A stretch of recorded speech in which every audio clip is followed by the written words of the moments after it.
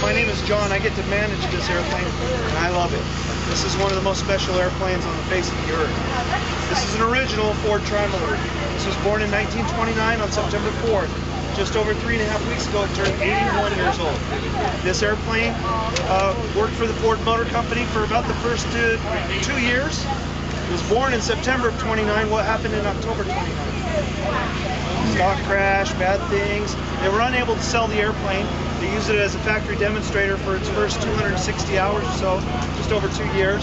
Then they sold it finally to Pan Am. Heard of them? Pan Am? Heard of them? Pan Am took the airplane down to Mexico, took it down to Guatemala, Honduras area, and it worked in Central America until almost 1950.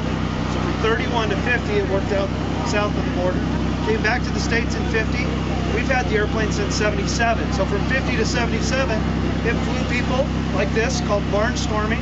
It's been in several movies. If you want to see a horrible movie, go rent it. It's worth it because the airplane's in it. But Mel Brooks made a movie called To Be or Not to Be. You ever seen that? It's horrible. It's a typical Mel Brooks movie. But the airplane was in that movie, actually. They took women's silver hairspray, painted out our rainbow in 414 Hotel in Ford, and put on Hitler's swastika. Mel Brooks actually pretended to be Adolf Hitler, and he impersonated him and kind of defected from Austria. It's horrible. But he did fly in this airplane to England and Liberty. Yeah, good. This is a beautiful airplane. This airplane has been working with our operation since 1977, primarily to share it with folks like you. Your contribution, everything you've donated, goes straight into this airplane. And it takes a lot to operate this airplane. It's very basic, big airfoil, right? Big wing, 77.5 feet long from tip to tip. It does not take much air to get over the wing to get it off the ground. It loves to fly. It's a beautiful flying airplane. Besides flying, it also does one other thing exceptionally well. It converts a lot of fuel to a lot of noise. Perfectly. And it will be loud in there. So for those of you lucky on our last flight to be in the cabin, you'll feel it, it'll shake, it'll be very loud, but it's a beautiful thing. It's the sound of freedom. Mike's gonna take you up, convert a lot of fuel to noise, take you over to Sedona. We have had a few phone calls, people wondering why we're making so much noise, so when you get a chance and it comes out in the letter to the editor next week, you write them back and you say, that was the best thing I ever did in my life. Okay? Yay, aviation. Thank you. This is one of the 2 exits that we have on board. This is the door. We're going to use this one. There's also an emergency exit above Tom in the right seat of the cockpit. There's 2 fire bottles on board. There's one in the back. There's also one under Tom's seat. Okay? Seat belts, they are required. Put them on. Keep them on. Okay? Seat belts low and tight. Insert the 5 metal buckle in the end. You know how it all works. Okay? Any questions about this airplane? Yes, sir. How many did they make? There was 199 of these produced between 1926 and 1931. So they did make about 40 after this one. This is the 155th off of that famous assembly line. You're familiar with the Ford Motor Company's assembly line. This was 155 out of 199. So in the next 2 years, they made about another 40 plus. And then the DC-2 came around and DC-3 and put this airplane out of business, basically. The airplane cannot get up high, it cannot go fast, can't get over weather like a DC-2 or DC-3 or Constellation could. So it really had a hard time surviving after the Great Depression, and then again with the competition of the Douglas airplanes and soon to be Boeing, it was very difficult. Of the 199, there was only one made with smooth skin. You notice this corrugation. Why would they do corrugation? Why would you corrugate something? Why would you do that? Strength. This is the first all-metal commercial airplane. This is the first all-metal airplane. They had no idea.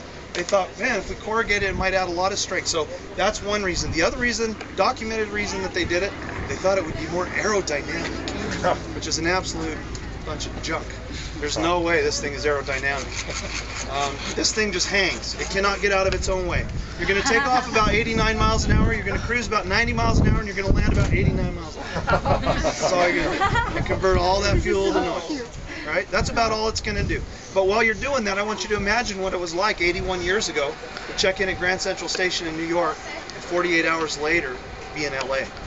That was amazing, right? That's quite miraculous when you think about it. You know, I tell people all the time, my ancestors crossed the plains with wagons and handcarts and walked in the mid-1800s. The kids on that trek could fly in their lifetime in 2 days from New York to LA.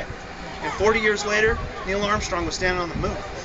This airplane started most of that. This is the genesis. This is the beginning of commercial airplanes as you know it. It is equivalent to a Boeing 777 today. This is equivalent to the jumbo jet of 1929. So enjoy that, feel that. Hopefully step back in this time machine. Again, thank you for your contribution. It is a tail dragger. We want to get the tail off the ground. That means we need all the weight forward. So I want all. It shouldn't be very bad. That's good. Yeah, hold on just a second. About 70 gallons. I'll be alright then. Put your seatbelt. Hold on. You can go on. Go. Oh, is that where these are for us? These are for us. Perfect. And we'll get Shayna right in there on the left.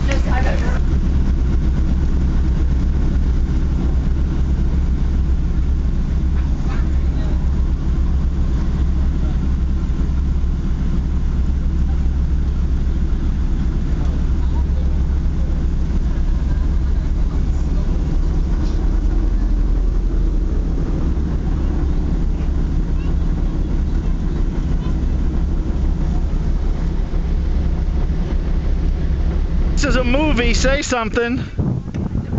Yeah. Oh my gosh. That was amazing. Okay, hold on.